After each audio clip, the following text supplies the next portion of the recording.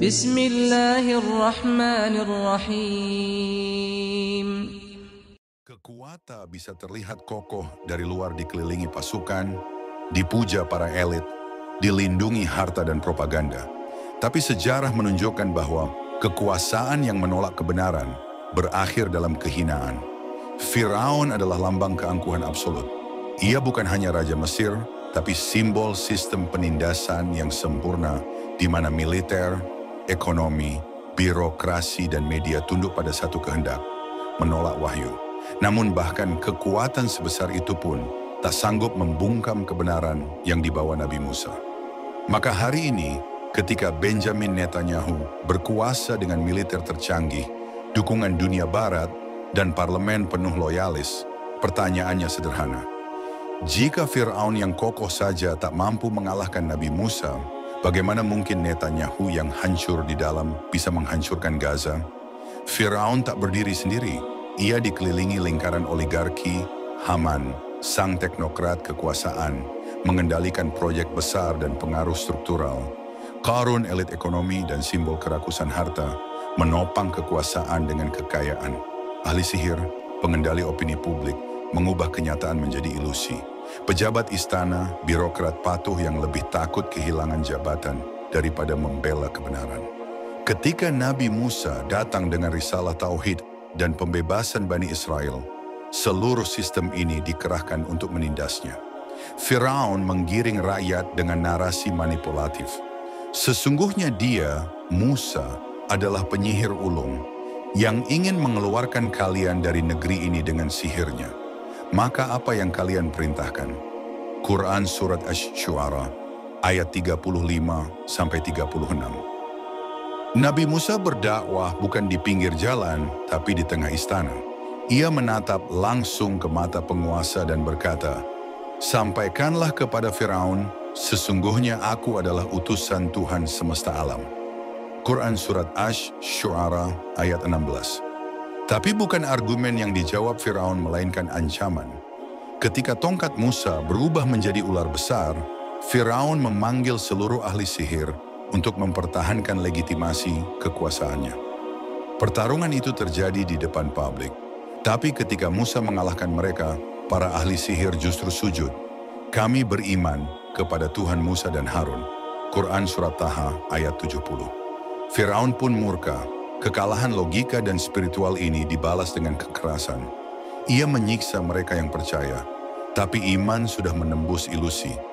Salah satu dari kalangan istana yang disebut dalam Al-Quran sebagai lelaki mukmin dari keluarga Firaun, memberanikan diri memberi kritik. Apakah kamu akan membunuh seseorang hanya karena dia berkata, Tuhanku adalah Allah?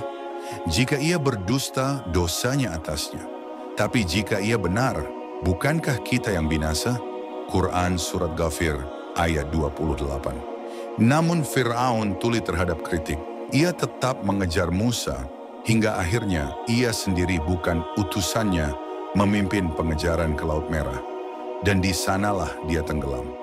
Netanyahu hari ini juga mengendalikan sistem kekuasaan. Daesh sebagai Haman, kekuatan militer super canggih elit ekonomi, dan miliarder Zionis sebagai Qarun media, dan propaganda global sebagai ahli sihir modern, koalisi sayap kanan, dan ultra-ortodoks sebagai pejabat istana. Tapi semua itu kini retak. Sejak 7 Oktober 2023, Netanyahu kehilangan kepercayaan para jenderalnya. Menteri Pertahanan Yoav Gallant mengkritik keras kebijakan perang yang tak jelas. Kepala Staf IDF, Herzi Halevi, menyuarakan kegelisahan. Tentara bertempur tanpa arah politik. Gantz dan Eisenkot mundur dari kabinet perang. IDF kehilangan semangat. Anggaran runtuh, moral menurun. Peperangan tanpa visi berubah menjadi konflik internal. Jika Firaun saja gagal, bagaimana dengan Netanyahu? Firaun gagal menghadapi Musa bukan karena Musa punya kekuatan fisik yang lebih besar, tetapi karena Musa membawa kebenaran yang tak bisa dibungkam. Para ahli sihir, pejabat istana, bahkan sebagian rakyat Mesir menyaksikan bahwa Musa tak bisa dikalahkan dengan narasi kebohongan. Hari ini, Netanyahu pun dihadapkan pada kebenaran yang tak bisa dikalahkan. Perlawanan Gaza bukan sekadar perang fisik, tapi perang moral. Ketika Netanyahu menyalahkan tentara, menolak kritik, dan terus memaksakan kehendaknya, ia sedang mengulangi tragedi Firaun. Mengejar musuh sampai ke laut, padahal sudah diperingatkan oleh suara nurani dari dalam. Penutup, kekuasaan Firaun runtuh bukan karena rakyat memberontak, tapi karena kebenaran yang ditekan terlalu lama akhirnya bangkit dari tempat yang tak disangka, dari istana, dari ahli sihir, dari laut.